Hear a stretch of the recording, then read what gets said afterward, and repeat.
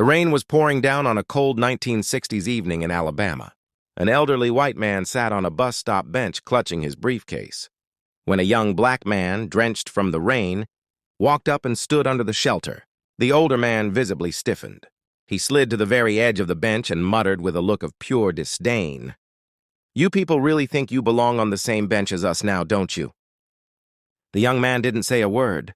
He simply stared ahead into the gray curtain of rain, his silence a shield against the bitterness.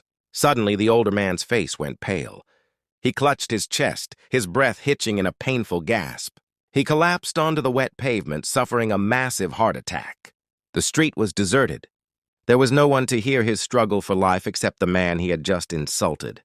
Without a second of hesitation, the young man knelt in the mud. He stripped off his jacket to cushion the old man's head and began performing CPR with frantic precision. He didn't see a white man. He saw a father, a grandfather, a human being. Hours later, the elderly man woke up in a sterile hospital room. He looked at the IV drip connected to his arm and then at the doctor. "The boy at the bus stop?" he rasped. "Where is he?" The doctor looked at his chart and then back at the patient. "He stayed until we stabilized you.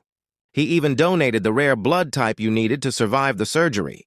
The old man looked down at his own arm, watching the crimson life force flowing into his veins. For the first time in his life, the scales fell from his eyes. He realized that while the world had spent centuries fighting over the color of the skin, the heart only ever recognized one color. Underneath it all, we all bleed the same red.